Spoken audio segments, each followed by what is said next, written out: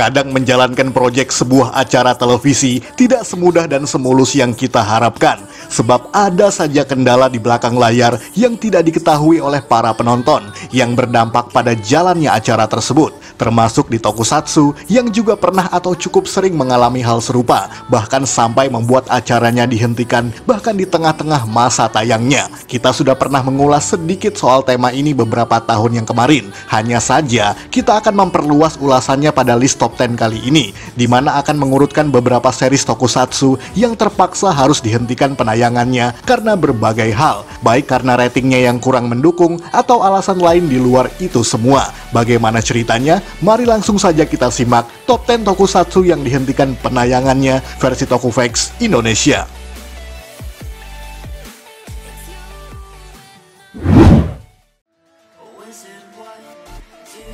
VR Troopers. Buat generasi 90-an pasti pernah menonton atau minimal mendengar tentang serial yang berikut ini, karena sama seperti Power Rangers, serial berjudul VR Troopers ini juga merupakan tokusatsu produksi Saban yang mengadaptasikan 3 serial Metal Hero sekaligus dalam satu serial, yakni Chojinki Metalder dan juga Jiku Senshi Spielban untuk season pertama. Kemudian pada season kedua, kostum Metalder tersebut diganti menjadi Uchu Keiji Shider. Serial ini memiliki nuansa yang sama persis dengan Power Rangers era awal, yakni kelompok remaja yang terpilih untuk menjadi superhero dengan elemen bela diri, sitcom, dan juga recycle footage dari serial Jepangnya. Maka dari itu, karena VR Troopers menggunakan footage dari season Metal Hero yang berbeda-beda tadi, maka dari itu, adegan pertempuran VR Ryan yang diambil dari Metalder dan juga Shider tersebut tidak pernah ada satu frame dengan VR JB dan juga VR Kathleen yang diambil dari Spielban, kecuali footage original Amerikanya saja. Dan setelah 2 season yang sangat sukses tersebut bahkan hampir menyamai kesuksesan Power Rangers, sayangnya VR Troopers harus dihentikan penayangannya. Namun bukan karena rating yang menurun atau alasan finansial semacam itu, melainkan sudah tidak ada lagi footage Jepang yang bisa digunakan lagi, sehingga menyulitkan pihak produksi untuk melanjutkan season ini dengan footage seadanya.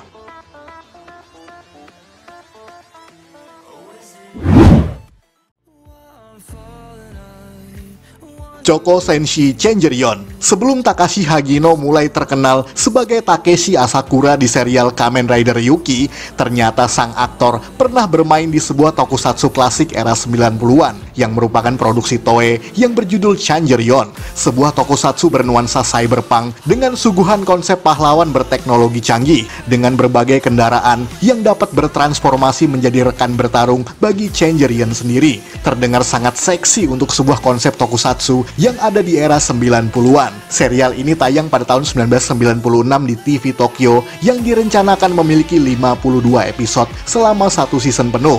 Bahkan serial yang kerap dikira sebagai bagian dari Metal Hero ini juga pernah ditayangkan di Indonesia pada tahun 2000-an awal dan juga mendapat sambutan yang cukup baik dari penonton lokal di tanah air kita, namun tidak dengan yang ada di Jepang sendiri, sebab di negara aslinya tersebut Changerion justru agak struggling untuk mempertahankan rating penontonnya, sehingga kurang bisa menarik sponsor yang banyak untuk bisa menaruh iklan pada slot komersial acara tersebut, membuat rencana 52 episode itu harus dihentikan pada episode ke-39.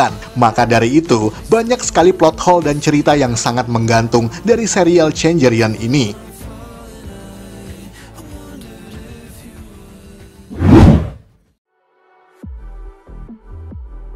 Silver Kamen. Ini juga sangat sering kita bahas pada beberapa episode lain sebelumnya, di mana tokusatsu produksi Senkosa ini adalah yang paling blunder, sebab banyak sekali perubahan yang terjadi di tengah jalan pada masa penayangannya itu. Silver Kamen sendiri ditayangkan pada tahun 1971, yang awalnya menggunakan konsep single hero yang bertarung dalam ukuran manusia normal, dengan elemen horor dan juga suspense yang sedang ngetren pada kala itu. Namun konsep itu tidak bertahan lama, karena semenjak episode ke-11, serial ini harus melakukan perombakan besar-besaran dengan mengubah Silver Kamen yang awalnya adalah pahlawan berukuran normal menjadi bisa bertarung dalam ukuran raksasa layaknya Ultraman dan juga Kyodai Hero lainnya. Bahkan mengubah judulnya menjadi Silver Kamen Giant, membuat serialnya tidak lagi sama seperti sebelumnya. Itu lantaran Senkosa mulai mempekerjakan para staf dari Suburaya untuk menggarap Silver Kamen Giant semenjak episode ke-11 tersebut. Upaya itu dilakukan demi mempertahankan rating penonton yang dianggap memprihatinkan pada kala itu.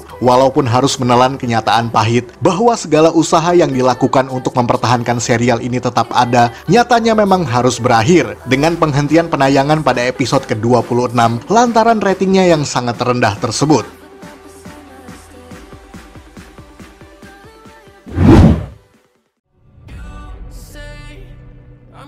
Chosei Kantai Caesar X ini juga cukup sering kita bahas sebelumnya, di mana Caesar X sendiri merupakan installment terakhir dari franchise Toho Seishin Series atau Choseishin Series yang merupakan produksi Toho dan juga Konami yang ditayangkan pada tahun 2005.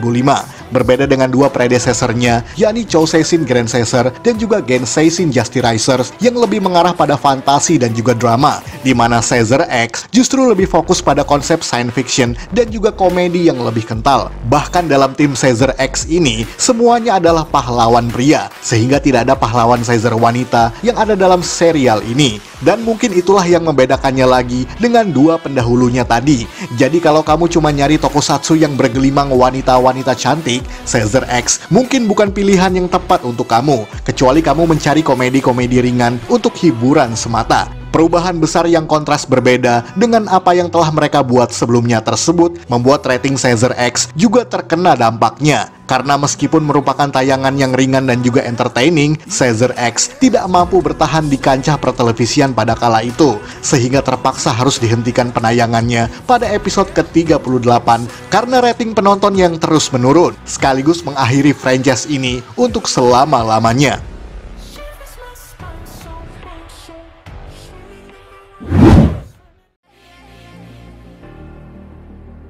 Jaka Dengekitai. Ini adalah Sentai kedua dalam waralaba yang sangat besar tersebut, di mana setelah kesuksesan Himitsu Sentai Go Ranger yang diperpanjang sampai lebih dari 80 episode, akhirnya diputuskan untuk membuat serial baru yang berbeda secara continuity, di mana Jaka Dengekitai mengusung tema cyborg, detektif, dan juga drama kriminal yang pada saat itu memang sedang ngetrend di pertelevisian dunia. Bahkan jika kamu merasa Himitsu Sentai Go Ranger sudah cukup dark pada saat itu, maka Jaka justru jauh lebih serius dan jauh lebih dark lagi. Sangat kelihatan dari pendekatan nuansa yang realistis dan ada singgungan sedikit tentang isu-isu sosial yang sedang hangat di pemberitaan dunia pada kala itu, membuat serial ini juga kurang cocok bagi penonton anak-anak, bahkan mungkin sampai sekarang. Oleh karena itulah, Jaka Dengekitai mengalami fluktuasi rating penonton yang naik turun pada kala itu, sehingga dianggap harus melakukan perubahan besar di tengah-tengah penayangan seriesnya, yakni membuat ceritanya sedikit lebih ringan dan menambah karakter Sokichi Banba atau Big One yang sangat legendaris tersebut. Namun sayangnya, usaha yang mereka lakukan untuk mempertahankan eksistensi Jaka pada pertelevisian Jepang saat itu memang harus terhenti pada episode ke-35 lantaran ratingnya yang terus-menerus turun, sehingga membuat Jaka sebagai Sentai dengan episode paling sedikit.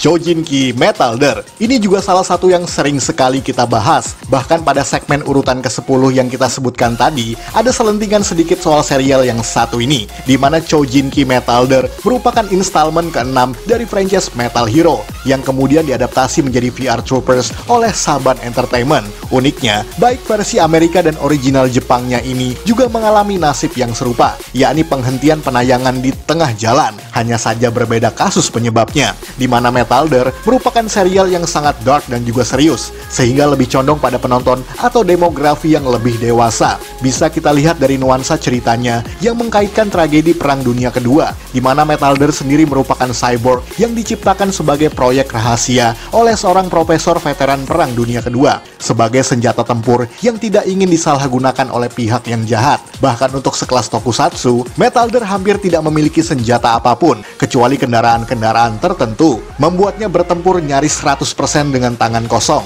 dan membuat serialnya juga tidak memiliki banyak varian dalam merchandise mainannya. Dan itu semua berdampak pada rating serialnya sendiri, yang kian hari kian menurun, sehingga membuat Metalder harus dihentikan pada episode ke-39, dan menjadikannya sebagai Metal Hero dengan episode paling sedikit yang pernah ada.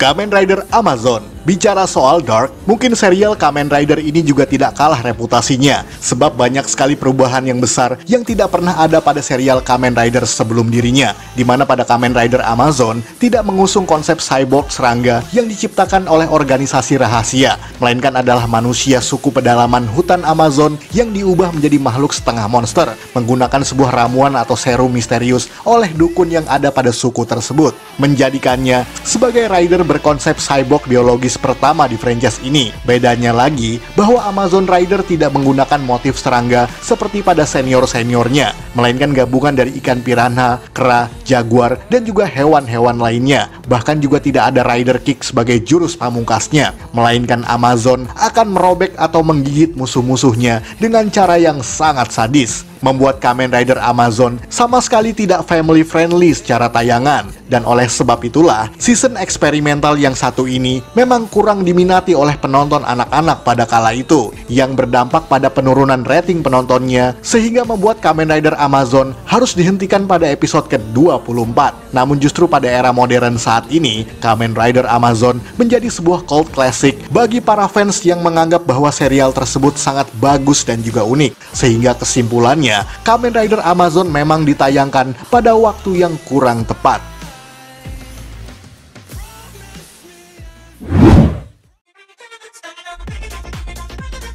Ultraman Nexus. Bicara soal season eksperimental, Ultraman yang satu ini juga memiliki penyajian yang sama kepada audiensnya, sebab serial yang ditayangkan pada tahun 2004 ini merupakan installment terakhir dari Ultra N Project sebagai rangkaian konsep baru dari franchise ini, di mana menghadirkan sosok Ultraman Noah yang berlatar pada multiverse berbeda dengan perwujudan atau evolusi yang juga berbeda-beda. Salah satunya adalah Ultraman Nexus sendiri.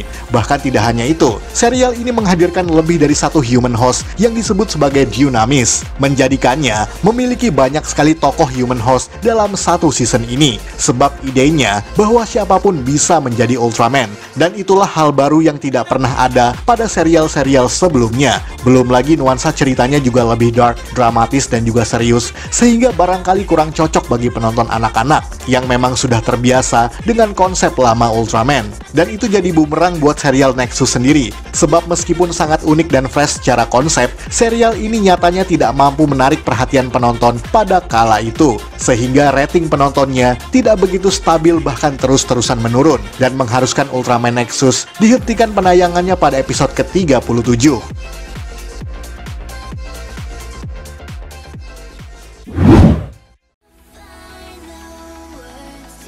Magical Chinese Girl Pai Pai. Ini merupakan salah satu serial yang mempopulerkan genre baru tokusatsu pada era 90-an, sebab mengubah franchise Toei Fushigi Komedi yang awalnya bergenre komedi dan juga detektif menjadi berformat Magical Girl yang merupakan gabungan elemen dari Sukeban Deka, Izumi, dan juga Sailor Moon. Serial ini ditayangkan mulai pada 15 Januari 1989 sampai 9 Juli 1989, yang berarti hanya kurang dari 6 bulan masa tayang. Dengan genre baru itulah, serial ini mendobrak pertelevisian tokusatsu dengan gaya baru tersebut, sebab tidak hanya diperuntukkan bagi anak laki-laki, namun lebih condong pada penonton anak perempuan, membuat serial Pai Pai ini menjadi sorotan yang cukup baik pada kala itu, meskipun tidak sampai ke mancanegara. Lalu kenapa serial yang dianggap sukses ini justru harus dihentikan di tengah jalan? Semua lantaran sang aktris pemeran Pai Pai yang bernama Natsuki Ozawa pada saat itu tiba-tiba memutuskan untuk pensiun sementara dari dunia hiburan,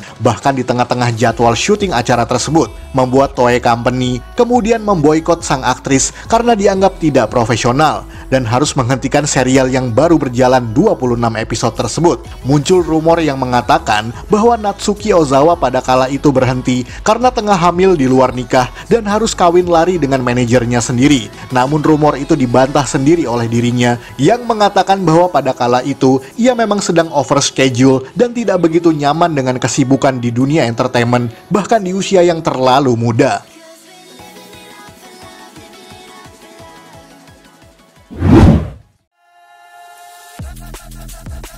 Gekko Kamen, dan ini merupakan serial yang mengubah tokusatsu sampai hari ini, karena Gekko Kamen merupakan tokusatsu pertama yang ditayangkan dalam format serial televisi, tepatnya pada tahun 1958 dengan format hitam putih, dan juga menghasilkan kesuksesan yang luar biasa. Gekko Kamen sendiri merupakan ciptaan dari Kohan Kawauchi yang mengusung nuansa seperti Zoro, Lone Ranger, dan juga Batman, dan oleh karena itulah, tokoh utama dalam serial ini merupakan detektif misterius yang menggunakan sorban, berpakaian putih, menggunakan kacamata hitam, lengkap dengan jubah dan juga mengendarai motor. Bahkan ini juga salah satu yang menginspirasi terciptanya Kamen Rider dan juga tokusatsu hero lain ke depannya, yang menghadirkan konsep pahlawan dengan sepeda motornya. Mungkin kelihatan sangat jadul dan juga kurang menarik bagi generasi yang lebih modern. Namun percayalah, pada saat itu Gekko Kamen merupakan sesuatu yang baru dan belum pernah dilihat oleh anak-anak di Jepang. Namun karena popularitasnya itulah, ada satu masalah yang membuat serial ini harus dihentikan. Karena ada suatu kasus di mana ada seorang penonton anak-anak yang mencoba menirukan gaya stuntman Gekko Kamen dengan melompat langsung dari tempat tinggi, sehingga menyebabkan kematian pada anak tersebut. Hal itu menyebabkan protes dari para penonton orang tua yang memboikot acara yang dianggap mempertontonkan adegan berbahaya bagi anak-anak. Jangan heran dengan reaksi penonton pada kala itu, sebab saat itu belum ada label tayangan bimbingan orang tua dan belum ada komisi penyiaran yang bertanggung jawab atas tayangan televisi di Jepang, membuatnya harus berhenti tayang pada bulan Maret 1959, tepatnya pada episode ke-131.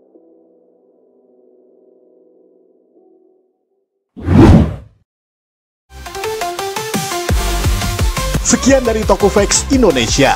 Jangan lupa tonton video-video Tokufex lainnya, like, komen, dan juga share ke media sosial kamu. Akhir kata, salam Tokufex Indonesia.